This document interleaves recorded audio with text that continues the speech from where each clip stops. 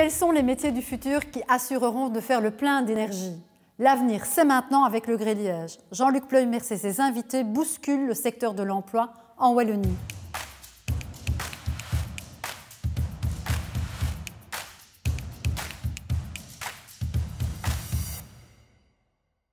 Les ressources en pétrole se raréfient et la consommation mondiale en énergie explose. Tout ça, on le sait. Face aux défis climatiques, les énergies alternatives devront prendre le relais. Des emplois sont en jeu, techniciens, ingénieurs dans l'hydrogène, l'éolien, le solaire et les smart grids, mais aussi pour la maintenance de la chaudière de la maison. Est-on prêt en Wallonie? Nous avons un service d'analyse du marché de l'emploi qui produit de la statistique, mais également des analyses prospectives et qui voit comment évoluent les métiers, certains métiers sur le marché de l'emploi. On parlera de métiers d'avenir, métiers porteurs, désormais on parle même de l'avenir des métiers. Et singulièrement par rapport à la problématique environnementale, on voit, pas tellement, mais quoique j'y reviendrai, des nouveaux métiers, mais aussi des métiers traditionnels qui vont évoluer ou s'hybrider. Alors cette connaissance-là, nous la diffusons auprès de différents opérateurs, auprès de différentes instances, mais aussi auprès de nos propres opérateurs ou outils de formation. Pourquoi? Parce que la transition environnementale va créer de l'emploi, évidemment, mais il faut aussi qu'il y ait des travailleurs, des personnes compétentes, qualifiées pour prendre ces emplois-là. Et au Forum, nous avons un de nos 24 centres de compétences qui est dédié à l'environnement et selon 3 départements. Nous avons un département qui s'occupe de la gestion des énergies renouvelables, un de la gestion environnementale plus globalement et un 3e pour la gestion des déchets. Et sur ces 3 départements, eh bien, nous avons identifié 20 métiers porteurs auxquels nous formons. La problématique environnementale est aussi abordée via formation et nouveaux métiers dans nos centres de formation construction. Parce qu'il faut savoir qu'en Wallonie, un quart, donc c'est un des plus gros secteurs d'activité, donc créateur d'emplois, générateur d'emplois, et un bon quart de notre offre de formation est dédiée aux métiers du secteur qui, et ce n'est pas un scoop, souffre aussi, pour X raisons qu'on pourrait développer, du phénomène de la pénurie. Alors, dans nos centres de formation Construform, nous en avons un ici à Grasse-Sologne, nous allons doubler certaines formations de modules liés à la problématique énergétique environnementale, comme par exemple la connaissance et la pose de matériaux innovants, biosourcés parfois pour la réhabilitation des logements, comme l'isolation au niveau des toits, des couvertures ou au niveau de la maçonnerie. Donc il y a toute une série de modules qui viennent s'accoler aux formations traditionnelles du maçon, du couvreur. Quels seraient les métiers, à votre avis, que vous leur conseilleriez? Dans tous les secteurs que nous envisageons, il y a vraiment des perspectives, d'abord d'emploi, parce qu'on a des besoins. Vous ne cacherez pas que dans la construction, là où on a des chantiers énormes à envisager en rénovation de bâtis, pour pouvoir justement diminuer les émissions de gaz à effet de serre issues du bâti actuel, c'est quand même plus de 90% qu'il faut traiter, qu'il faut rénover. Donc on ne peut qu'encourager les jeunes à envisager ces métiers-là selon un regard nouveau. Les métiers de la construction d'aujourd'hui et de demain ne sont plus les mêmes que ceux de leurs parents ou de leurs grands-parents. Il y a une importance très très grande de la numérisation, du digital, de la robotisation, la robotique, qui ne viendra pas remplacer les travailleurs. Elle va créer de nouveaux métiers, et des métiers qui seront high-tech et qui en fait sont sexy pour des jeunes. Donc il faut envisager ces secteurs-là avec un regard tout à fait nouveau. Comme des explorateurs à une époque peut-être plus ancienne, le monde reste à changer et c'est dans ces métiers-là que le changement sera opérationnel. Il ne faut pas que ça reste que des discours, ni que des manifestations. Il faut créer ce monde-là, il faut le transformer et c'est en faisant des choix d'études et de professions dans ces secteurs-là que ça se fera. Et les entreprises engagent. On rappelle les filières, on cite en tout cas des exemples concrets. Si on parle de nos métiers, on cherche évidemment des compétences très techniques. Si on parle du métier de l'hydrogène, c'est de la physico-chimie, c'est de la mécanique évidemment, c'est aussi pas mal d'électrique. Ce qu'on voit pour l'instant, c'est une mutation des profils. Et donc, le besoin se fait cruellement ressentir aujourd'hui en ingénieurs spécialisés en flux d'énergie, en ingénieurs qui sont spécialisés plutôt sur la communication, sur l'intelligence artificielle, sur les modèles prévisionnels. Et puis, il reste que tous ces micro-réseaux vont devoir être installés partout. Et donc, il y a un besoin d'avoir des techniciens qui sont spécialisés. Il y a un avenir certain dans ces métiers. Il y a un avenir certain dans ces métiers. Dans tous les métiers de l'énergie, aujourd'hui, il y a un avenir certain. Il y a une demande, elle est là, et elle n'est pas remplie. Nous cherchons des travailleurs qui sont hautement qualifiés, qui ont généralement déjà une formation en soudure, par exemple. Oui. Et puis ils vont apprendre le métier sur le terrain avec une procédure d'écolage par les plus anciens pour que la transmission du savoir et de la technicité puisse s'opérer. Nous sommes toujours à la recherche de nouvelles compétences et nous avons développé il y a quelque temps une cellule innovation. Et l'innovation va aussi se faire dans tout ce qui est demain la gestion de la donnée. Puisque évidemment, le compteur intelligent, il permet de disposer en temps réel d'une quantité de données qu'il sera possible d'utiliser. Et donc vraiment, toutes ces compétences en matière de gestion de la donnée, c'est encore des compétences qui ne sont pas totalement présentes dans l'entreprise. Et donc ça, c'est vraiment de nouveaux métiers qui vont arriver derrière, puisque derrière ces compteurs intelligents et derrière les réseaux intelligents, il y a de la donnée et il y aura des plateformes digitales pour assurer la flexibilité. Donc il y aura beaucoup de développement en matière informatique notamment, dans le data management. Donc ce sont des compétences évidemment que nous recherchons toujours sur le marché. Nous recherchons en permanence des techniciens parce que ça devient, je veux dire, une denrée assez rare. Donc des techniciens qui sont intéressés par l'évolution technologique et les nouveaux produits. Et ingénieurs notamment. Si je parle simplement du secteur où on va parler du déchet électrique électronique, on va parler de tout ce qui est les voitures, on est certainement aujourd'hui sur 1500 à 1800 emplois. En 2026, nous allons avoir 33 emplois directs pour les panneaux, pour le recyclage de panneaux. La région wallonne et ici à Liège, il y a une histoire au niveau de l'énergie, il y a une expertise, il y a des écosystèmes, il y a des entreprises, une université. On est à la pointe.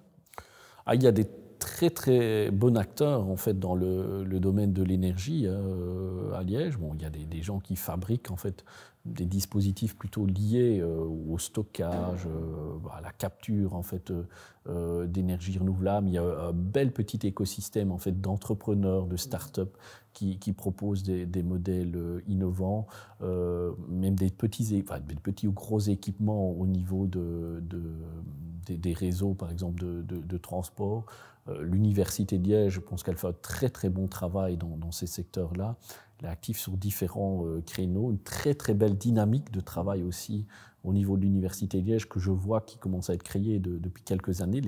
Les différents professeurs en fait, qui ont des compétences différentes en fait, travaillent de plus en plus ensemble sur des projets, et c'est un peu logique puisque les systèmes énergétiques deviennent de plus en plus intégrés. Donc je vois de belles choses. Ça me fait plaisir de voir qu'il y a beaucoup aussi de spin-off, plusieurs spin-offs en tout cas, dans le domaine de l'énergie. N'oublions pas que beaucoup de gros fournisseurs, des Lampiris sont nés à Liège, des Mégas sont nés à Liège, et il y en a eu énormément. Donc voilà, il y a un vivier, en fait, et il y a une expertise très forte dans ce secteur-là qui est en train de se créer à Liège. Et la notion de vivier est vraiment en train d'apparaître, parce que moi je les vois commencer dans une entreprise, puis ils bougent dans une autre entreprise. Dans une autre échelle, on se retrouve un peu dans cette dynamique au niveau informatique qu'on pourrait presque voir dans des endroits fantastiques du monde comme la Californie, où c'est vraiment ce vivier d'expertise qui permet à des sociétés de se développer très rapidement là. On est un peu en train de voir ça au niveau de Liège. Ça me fait fort plaisir en fait. Et on verra bien ce que ça donnera d'ici 4-5 ans. Mais en tout cas, on travaille tous les jours en fait, pour rendre ce vivier le plus actif et attrayant possible. Combien d'emplois ont été occupés dans ce cadre-là? On parle de 17 emplois par 1 million d'euros investis. Donc si on fait 30 milliards et 17 emplois, c'est beaucoup. C'est énorme. C'est énorme. C'est énorme.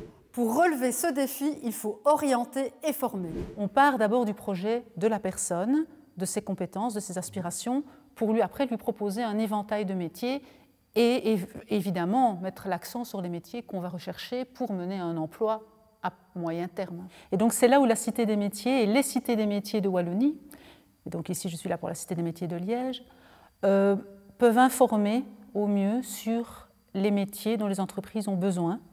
C'est ça. Et donc la Cité des métiers de Liège a la connaissance, la capacité d'orientation scolaire et d'orientation professionnelle. Exactement, parce que les cités des métiers sont basées sur un multipartenariat et donc en leur sein, elles ont un pôle de conseil où les conseillers peuvent à la fois orienter des jeunes vers les filières de l'enseignement, mais aussi les demandeurs d'emploi vers des filières de formation pour adultes. L'IFAPME, il a 3 missions. La première, c'est qu'il doit former pour insérer dans l'emploi. Donc, sortent de l'IFAPME chaque année des professionnels qui ont une expérience parce qu'ils ont appris en entreprise, ils ont développé des compétences et donc ils sont employables sur le marché de l'emploi. Et nous insérons à l'IFAPME, les jeunes et les adultes qui sortent de l'IFAPME s'insèrent dans l'emploi. 80% d'entre eux trouvent un boulot dans les 6 mois de leur sortie de la formation. Ce qui fait qu'effectivement, ce sont des filières d'excellence, il faut le rappeler, hein, j'insiste là-dessus, parce que c'est quand même le meilleur taux d'insertion dans l'emploi après les bacheliers professionnalisants et avant les masters. Donc ça, c'est notre première mission, c'est qu'on forme pour l'emploi. La deuxième mission, c'est qu'on forme pour répondre à des besoins de compétences et des besoins de main-d'œuvre des entreprises. Hein. Donc, nous avons, par exemple, des conventions signées avec la Confédération de la construction wallonne. On a des relations privilégiées avec les confédérations de construction locales, hein, parce qu'on a une approche de proximité. Notre tissu d'entreprise, ce sont les TPE, les PME, les indépendants, essentiellement, même si on travaille aussi avec les grandes entreprises et les grandes organisations. Et notre troisième mission, c'est qu'on est là pour accompagner la création d'activités et la création d'entreprises. Donc, en tant qu'OIP, hein, en tant qu'organisme d'intérêt public, on est un des leviers du gouvernement wallon pour effectivement former des professionnels et pour créer, soutenir la création d'activités et d'entreprises. Les compétences, elles s'acquièrent à la fois dans les centres de formation et à la fois sur le terrain. Donc, nous sommes très, très proches de notre réseau d'entreprises et donc aussi très, très proches de leurs besoins et nous essayons aussi de les anticiper. Technifutur accompagne à la transition écologique, hein, mais également numérique, c'est ce qu'on appelle le green et le smart. Et donc nous sommes engagés au niveau des formations et de la préparation des compétences du futur bien dans tous les métiers, qui sont souvent des métiers classiques en réalité, mais qui sont extrêmement modernes et qui préparent de l'ingénieur jusqu'au technicien dans le domaine de l'industrie, du numérique, mais aussi des services, on n'y pense pas souvent. Les métiers liés à l'énergie sont dans ces 3 grandes catégories, industrie, numérique et des services. Et services, derrière Les services, on voit notamment dans toutes les applications, qu'elles soient d'ailleurs thermiques ou qu'elles soient électriques, hein, de l'énergie classique ou des énergies renouvelables, des nouveaux métiers qui sont apparus il y a quelques années, les éco-conseillers, les auditeurs énergétiques, tous les enseignants, les formateurs spécialisés dans les énergies renouvelables. Vous avez aussi les services liés à la domotique, hein, et aux applications numériques qui génèrent donc toute une série de nouveaux métiers, de responsables en entreprise, des conseillers dans les administrations, des fonctionnaires qui se sont spécialisés dans ce domaine-là. Donc ça, ce sont les métiers des services liés aux énergies. Et au niveau maintenant des demandes des industries ou des entreprises, est-ce qu'il y a des demandes spécifiques déjà dans le secteur de l'énergie, de tout le secteur de l'énergie qui est très vaste, hein, soyons clairs. Alors, il y a des demandes spécifiques, bien sûr. Maintenant, les cités des métiers sont au service de tous les secteurs. Et donc, il y a aussi des métiers transversaux qui intéressent tout le monde. Si on prend l'exemple d'un installateur électricien, métier que tout le monde connaît, qui vient à la maison, hein, qui fait l'installation domestique, mais on recherche aussi ces métiers-là dans le milieu industriel, tertiaire, au service de la maintenance, de l'installation des infrastructures pour les réseaux, pour les lignes. Et donc, ce sont des métiers auxquels on peut sensibiliser parce qu'un jeune peut s'orienter vers ce métier-là, mais aussi un adulte en formation d'adulte par les centres de compétences, l'IFAPME, les promotions sociales qui mènent à ce métier-là. Rien que dans le secteur de la construction, chaque année, nous avons plus de 1500 jeunes qui sortent des filières construction.